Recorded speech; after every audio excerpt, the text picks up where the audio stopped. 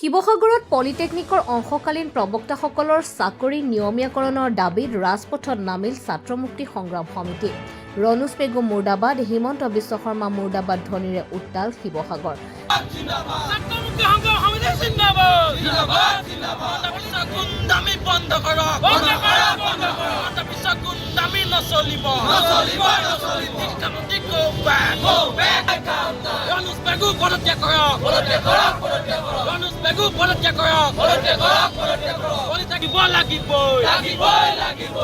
ৰাজ্যৰ পলিটেকনিকসমূহৰ অংশকালীন প্ৰবক্তাসকলক চাকৰিৰ পৰা অব্যাহতি দিয়া কাৰ্যৰ বিৰুদ্ধে প্ৰতিবাদত বহিল ছাত্ৰ মুক্তি সংগ্ৰাম সমিতি।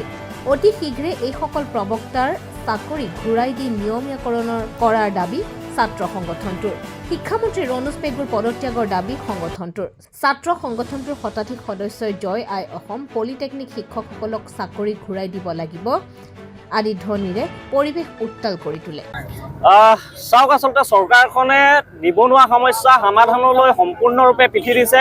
তেওঁলোকে যি দুৰ্নীতি আৰু স্বচ্ছভাৱে তেওঁলোকে নিবনুৱা সমস্যা সমাধানৰ কথা তেওঁলোকে বাৰম্বাৰ কৈ আহিছে, কিন্তু আমি দেখিবলৈ পালোঁ প্ৰকৃতাৰ্থত সেয়া সম্পূৰ্ণ এটা ভুৱা কথা তেওঁলোকে কৈ আহিছে। আমি দেখিবলৈ পালোঁ যিসকল পলিটেকনিকৰ অধ্যাপকে দীৰ্ঘদিন ধৰি তেওঁলোকে চাকৰি নিয়মীয়াকৰণ নোহোৱাকৈ আমাৰ ছাত্ৰ ছাত্ৰীসকলক যি পাঠদান কৰি আহিছিলে, সেই শিক্ষকসকলক তেওঁলোকৰ যি প্ৰাপ্য অৰ্থাৎ তেওঁলোকৰ চাকৰি যি নিয়মীয়াকৰণ কৰিব লাগে সেই কথাটো দীৰ্ঘদিনৰ পৰা তেওঁলোকে দাবী উত্থাপন কৰি আহিছিলে। কিন্তু এই হিমন্ত বিশ্ব দিনাখন যি আচলতে ঘটনা সংঘটিত হ'ল, চাকৰি নিয়মীয়াকৰণৰ দাবীত প্ৰতিবাদ সাব্যস্ত কৰিবলৈ যাওঁতে আচলতে আটাইকেইজন শিক্ষককে যেনেধৰণে চাকৰিৰ পৰা বৰ্খাস্ত কৰিলে, চাকৰিৰ পৰা উলিয়াই দিলে, এই কথা কোনো কাৰণতে গ্ৰহণযোগ্য নহয়।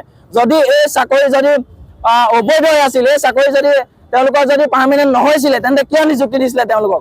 আৰু নিযুক্তি দিয়াৰ পিছত তেওঁলোকে কি কৰিছে, তেওঁলোকৰ যিসমূহ অৰিজিনেল চাৰ্টিফিকেট আছিলে সেই চাৰ্টিফিকেটখিনি লৈ ল'লে, চৰকাৰে লৈ লৈছিলে বা ডিপাৰ্টমেণ্টে লৈ লৈছিলে। তাৰপিছত কি হৈছে কি তেওঁলোকৰ যি চাকৰি এপ্লাইৰ বয়স আছিলে সেই বয়সটো পাৰ হৈ গ'ল। এতিয়া 7-8 বছৰ দিন তেওঁলোকে তাত চাকৰি কৰিলে। যদি তেওঁলোকে যদি শিক্ষাগত অৰ্হতা নাছিলে, তেওঁলোকে যদি চাকৰি কৰা যোগ্য নহৈছিলে, তেন্তে কিয় নিযুক্তি দিছিলে? তাতোতো আগতেতো পৰীক্ষা পাতি। Bureau report, any political.